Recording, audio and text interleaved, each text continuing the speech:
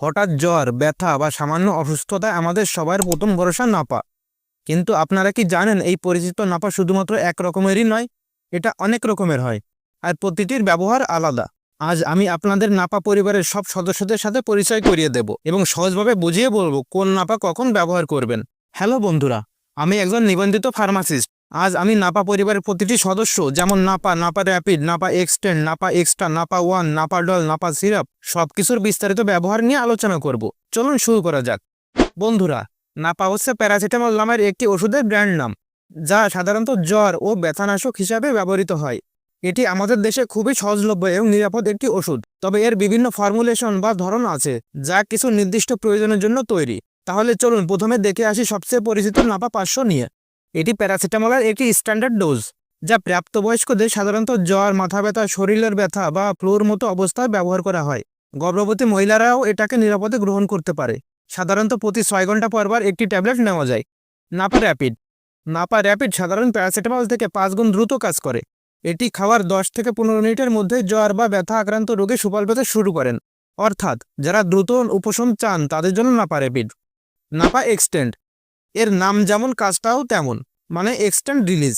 খাওয়ার সাথে সাথে পুরোপুরি রিলিজ হয় না, ধীরে ধীরে রিলিজ হয় এবং দীর্ঘস্থায়ী ব্যথায় এটি ভালো কাজ করে। যাদের দীর্ঘ সময় জ্বর থাকে বা ব্যথা বারবার ফিরে আসে তাদের জন্য এটি উপযুক্ত। দিনে 2 বার খেলেই অনেক সময় কাজ দেয়। নাপা এক্সট্রা। প্যারাসিটামল 500 mg সাথে 65 mg ক্যাফেন দেওয়া থাকে, যা ব্যথানাশক প্রভাবকে আরও বেশি শক্তিশালী করে তোলে। বিশেষ করে মাইগ্রেনের ক্ষেত্রে এটি খুব কার্যকর। এছাড়াও মহিলাদের ঋতুচক্রের তলপেটের ব্যথাতেও এটি ব্যবহৃত হয়। নাপা ওয়ান। সহজভাবে বললে দুটি নাপা 500 দিয়ে তৈরি। অনেক সময় জ্বর ও ব্যথা নিরসনে, বিশেষ করে যাদের ওজন 50 কেজির ঊর্ধ্বে, প্রতিবেলায় 2টি নাপা দেওয়ার প্রয়োজন হয়ে থাকে।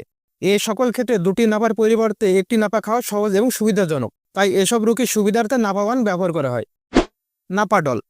এটি প্যারাসিটামল এবং ট্র্যামাডল কম্বিনেশনের মাধ্যমে তৈরি করা হয়। এটি সাধারণ নাপা গ্রুপের ভিতরে একটি ভিন্ন প্রকারের ওষুধ, কারণ এটি জ্বর বা মাথা ব্যথার জন্য নয়, বরং সার্জারি, ইনজুরি বা তীব্র ব্যথায় ব্যবহৃত হয়। তবে এটি কখনোই নিজের ইচ্ছামতো খাওয়া উচিত নয়, শুধুমাত্র ডাক্তারের পরামর্শ মতোই খাওয়া উচিত। নাপা সিরাপ। শিশুদের জ্বর বা হালকা ব্যথার জন্য এটি ব্যবহৃত হয়, বা বলা যায় বাচ্চাদের নাপা। বয়স ও ওজন অনুযায়ী ডোজ নির্ধারণ হয়, তার জন্য এটি 60 ও 100 ml এর বোতলে আসে। Napa paediatric drop. এটি সাধারণত নবজাতক থেকে 1 বছর পর্যন্ত যাদের ট্যাবলেট ও সিরাপ খাওয়া কঠিন, তাদের জন্য এই ড্রপটি ব্যবহার করা হয়। ড্রপার দিয়ে নির্দিষ্ট মাত্রায় প্যারাসিটামল দেওয়ার জন্য এটি উপযুক্ত। এবং সবশেষে যাদের ওষুধ গিলে খেতে সমস্যা হয়, বিশেষ করে শিশুদের জন্য, তাদের জন্য রয়েছে নাপা সাপোজিটরি। এটি 125, 250 এবং 500 মিলিগ্রাম আকারে আসে।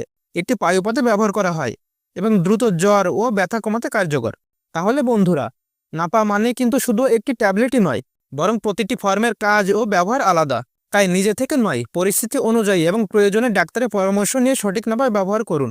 সুস্থ থাকুন, নিরাপদ থাকুন। আর ভিডিওটি ভালো লাগলে লাইক দিন, শেয়ার করুন এবং সাবস্ক্রাইব করে পাশে থাকুন। ধন্যবাদ।